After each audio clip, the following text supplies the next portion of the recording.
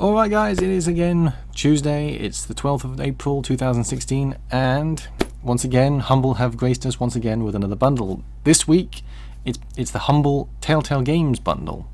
Now this is a little annoying for me, but I'll explain why in a minute. So we'll get rid of this, and we'll get rid of that, and we'll get straight in. So $1 or more will unlock 6 games. First off, we have got Back to the Future, the game. Now, I'll actually say this now because it's saying if you don't know who Telltale are, then they basically have done what I call the sort of the new generation of point-and-click adventure games. And the majority of these games are those. I'll point out when they're not. So, Back to the Future, the game is a point-and-click adventure game.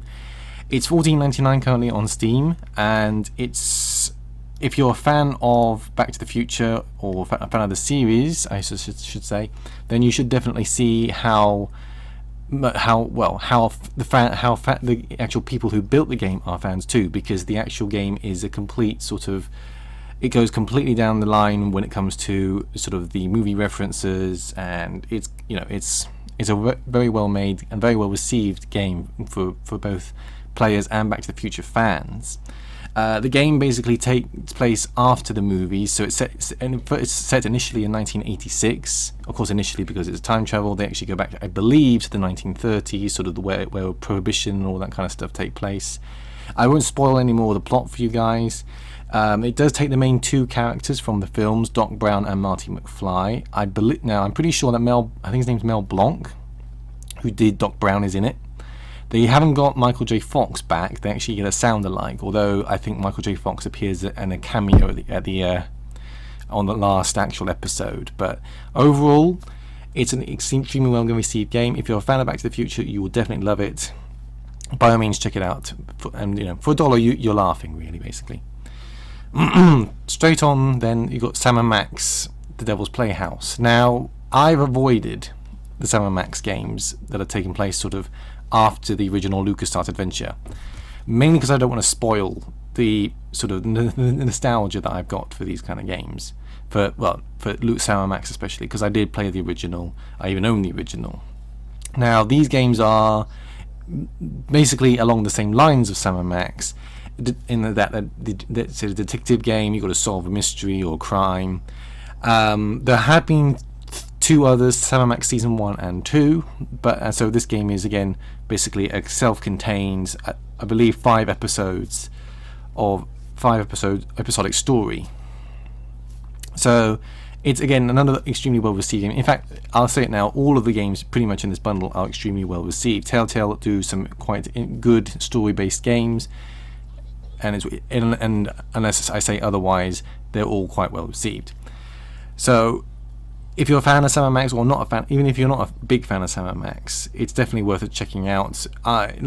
Maybe one day I'll get over my nostalgic problem and actually play them, but until then, I'm gonna stick with what I know. Poker Night at the Inventory is actually one of the few games that is not an adventure game. It literally is, as it sounds, it's a poker game. It's $3.99. You get to basically play poker in a room with various characters from different games, such as Max from Sam & Max, Strong Bad, and the Heavy from Team Fortress, as you can see in that video. Overall, it's going to be mainly if you're a fan. You don't have to be a fan of poker. Let's put it that way. It's fairly simple to pick up and play. The characters are fairly funny, but it will get a bit monotonous to the point eventually, because they just say the same lines over and over again. $3.99 on Steam, not bad, and it's worth it just to sort of bring up your poker sort of ability. I'm rubbish at poker, but I'm not too worried about that. Puzzle Agent 1 and 2. Now they are separate games in their own rights. Puzzle Agent 1 is $3.99. Puzzle Agent 2 is $6.99. So overall, not bad. You're getting a good £10-11 worth of actual game here. This is sort of a more earlier sort of Telltale game element. As you can see from the actual pictures, it's more pencil sort of style art design. It's more puzzle based, hence Puzzle Agent, but it's more sort of what do you call it? I had it in my head a minute ago. Professor Layton sort of puzzling. So there's a mystery involved and everything, but there's puzzles to solve along the way. Overall, they're extremely well received, but the biggest criticism probably is that they're quite short. So that might be why they're priced quite low compared to quite a few of the other games. Walking Dead. Now, if you've been hiding under a stone for the last few years, then you know nothing about The Walking Dead. The Walking Dead games are extremely well received because it's won, as you can see here, winner of over 90 Game of the Year awards. It's an excellent story game. I have played this game all the way through once, and there's plenty of playthroughs on YouTube. It's a story that's completely separate from the comic books and the actual TV series. So you actually play with original characters. There are references made to other characters, I believe, in the comic books, not necessarily the TV show. And it's an extremely emotional and hard-hitting sort of take on the zombie apocalypse. Definitely worth the check out, and definitely worth it for $1. So come on guys, you're seriously, you're laughing. So moving quickly on then to the green tier, The Walking Dead 400 Days. Now this is an add-on. You do need to have Walking Dead Season 1 to actually have this add-on, to actually play this add-on. It was released basically to sort of bridge the gap between Season 1 and Season 2. Now, you don't actually play any of the characters from Season 1 in this sort of expansion, if you want to call it that. It basically takes 5 separate stories, or 5 separate people, and then places the sort of, well, makes you play through different scenarios, and these characters are supposedly found within Walking Dead Season 2. Now, I say supposedly because I haven't actually played Season 2, and although I have seen a playthrough of it, it was so long ago that I actually played 400 Days that I couldn't actually place any of the people. I believe the woman there is actually in the actual Season 2, but as for the other characters, I can't be entirely certain. Again, it's another thing. If you enjoy The Walking Dead Season 1, you'll definitely enjoy this. And beyond that, can't really say much more. The Wolf Among Us. Now, another detective sort of game. This time, the setting is based on sort of the Fables comic books. If you don't know what those are, I didn't. It's basically set in the world of story tales, or what's the right sort of word? Not nursery rhymes, fantasy tales like Snow White, the Big Bad Wolf, Three Little Pigs, that kind of sort of those kind of stories. You actually play the Big Bad Wolf, known as Big B. And you live in this world where it's full of drugs, crime, corruption, prostitution, all that kind of adult stuff. And you investigate murders that have been going on within the world of Fables. Now, again, another extremely well-received game. Definitely worth it for the price that it currently is, at least at the moment, which is $7.40, because it's actually $18.99 on Steam. Actually, I just realised I didn't say what 400 Days is. 400 Days is $3.99. Sorry, going back a bit. So definitely worth another good look at. The story is quite intriguing and quite interesting. You should enjoy it, if not for the fact that it has some nudity in it. Just saying, just in case that sort of makes you want to buy those kind of games. There you go. I didn't actually play the video, never mind. Poker Night 2 is basically the sequel to Poker Night at the Inventory, where it basically does exactly the same as the previous game, except that it has a range of extra characters. The actual extra characters that it does have is GLaDOS from Portal, or GLaDOS, yeah. I'm not pronouncing that, and even Claptrap from Borderlands. So it sort of expanded the actual sort of cast of characters that you get to play poker against. Same deal as before. You're gonna have you're gonna play poker against these guys. The lines there's some funny lines in it, but beyond that, you're literally just playing poker against the computer. It's not necessarily going to be the greatest game in the world, but hey, it's good. It's good for a few bucks. Tales from the Borderlands. Now, I've actually just finished playing this game on my YouTube channel, and I can say, I'm a big fan of Borderlands. I love the style of Borderlands and the humour of Borderlands. This game taps into it quite well. Overall, though, what I would say is that if you're not a fan of Borderlands, don't let that necessarily stop you from playing this game. Although it is set in the Borderlands universe, it doesn't actually demand that you actually know anything about Borderlands to actually enjoy playing it. Its humour and its style are its own. So although it does use Borderlands as sort of overall theme, shall we say, it's still exactly in a set. It's a standalone story. You'll enjoy it just before the actual story of it. It's 18.99. Sorry, I lost my place. 18.99 on Steam. It's funny. It's fun to play. Definitely worth a good look at.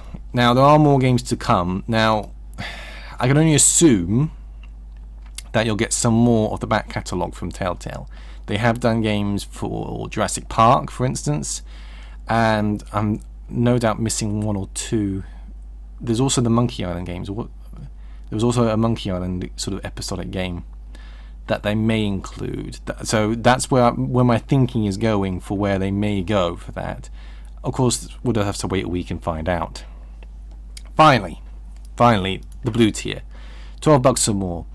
Game of Thrones. Now, this is actually a 6-part episodic game, which has again been extremely well received and is basically a story on its own right. It's sort of separate from the actual main storyline that is in the TV show and the actual books. It takes place now. I can't remember what it was called. It takes place shortly after a rather critical event in the actual TV show, after which loads of people are murdered. I meant to look it up and I've completely forgotten to do that. Whoops.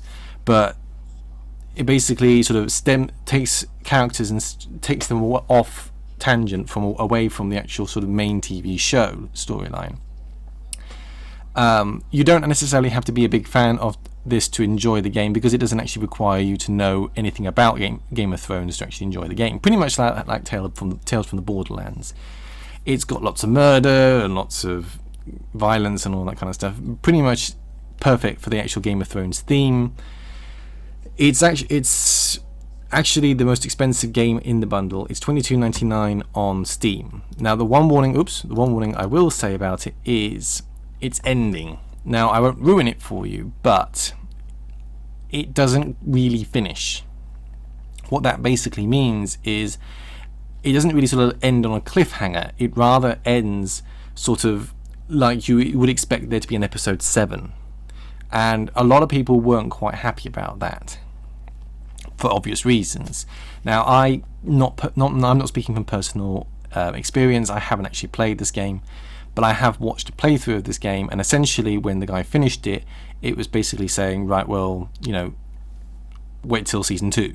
So overall you might be quite disappointed with the ending, because there's no sort of conclusion, there's no sort of completion to any of the actual sort of strands of story that they've sort of done. So overall, if you're a fan of Game of Thrones and you haven't got it, check it out. If you're not a fan but do enjoy adventure games, check it out as well. And finally, of course, we've got Walking Dead Season 2. Now, Walking Dead Season 2 basically continues the story after both Walking Dead Season 1 and 400 Days, as I sort of mentioned earlier. You play as one of the characters from Walking Dead Season 1, pretty much one of the only few characters that actually survived from the previous season. You play as Clementine, which was the young, sort of almost teenage girl in the actual Season 1. It's, again, extremely well written. It's not necessarily as strong a storyline as the first season, but then, to be honest, it never was going to be, was it? It would never make as much of an impact as the first game this time around. I haven't actually played it. I keep thinking about doing it. I have watched a playthrough of it, but overall, if you enjoyed the first two games, if you enjoyed the first game and 400 Days, it's definitely worth carrying on. And for $12, it's definitely worth it, because it's £18.99 on Steam. So you're laughing. $12 for all of these games it's an exceptional price, which is why I'm quite annoyed, because I own all these games. So this bundle is pretty much just laughing in my face. damn your humble bundle. Anyway, so overall, the bundle, in my opinion, is exceptionally good. You'd be mad not to go for $12 unless you have these actual two games already, in which case just go for whatever suits your fancy, really. But it's definitely worth it just for price alone. Okay, now I will actually look at the last week's bundle, because they have added 2 new games. Like I said last week, it was quite interesting to see where they went with this, because the games are sort of all random, all over the place, and they have added 2 new games, which is Fahrenheit, Indigo Prophecy Remastered, and Night Squad. Now, Fahrenheit, Indigo Prophecy, amazingly enough, this game was released back in 2005, and that's kind of scary because I played it originally when it first came out. How do I explain it? It's basically a 3D adventure game where you walk around, everything like that. It's by Quantic Dream. So obviously you're talking about people who made Heavy Rain and Beyond Two Souls. It's, you know, it's completely sort of paranormal, sort of crazy ass game that makes, you know, that sort of explores the whole sort of occult, and basically you have to play it to understand the whole sort of issue. But the whole sort of what I'm talking about. But this is the remastering. So about a year or 2 or 3 ago, I can't remember now, it was re-released by Aspyr, and basically they updated the textures, they updated all the controls, and they basically re-released it for console and PC. It's definitely worth a good look at, because when I played it originally in 2005, it was a genius kind of game. It was completely out there as far as storyline goes. You'll definitely enjoy it if you enjoy Quantic Dream games. What was I going to say that was important? Nope, it's gone. I should have written it down, whatever it was. So, yeah, definitely check it out, guys, because it's a good game to play. If only for that. Oh, yes, I remember now. The American one is called Fahrenheit in England, but it's called Indigo Prophecy in North America. It was also slightly edited in North America. There is nudity and a sex scene in it. That has been restored in the remastering. Not that necessarily should sway you for buying it, but it's just something to be aware of should you wish to get it. Night Squad is pretty much a straightforward 1 to 8 player chaotic arena game, where you basically go around playing different game modes, taking on monsters, taking on each other, playing football, playing various games. It is local multiplayer and online multiplayer, so it's worth just having a look, just for the sheer sort of craziness. The actual trailers for it make it look quite fun. As you can see, it's sort of like a Bomberman-esque fighting game where you basically take on each other using traps and various monsters and various levels, and you know, it's one of those games where you sort of jump in and jump out of it. Definitely worth a look at if you fancy just a quick blast with friends or people you just don't know. So, there you go, guys. That's pretty much it for this week's Humble Bundle review. Hopefully next week we'll have a new bundle to have a look at, and we'll find out exactly what the Telltale bundle has released next week. As always, like, comment, subscribe, dislike. You're free to do whatever you like. Let me know what you guys think, and I will see you next week for another Humble Bundle. Until then, enjoy.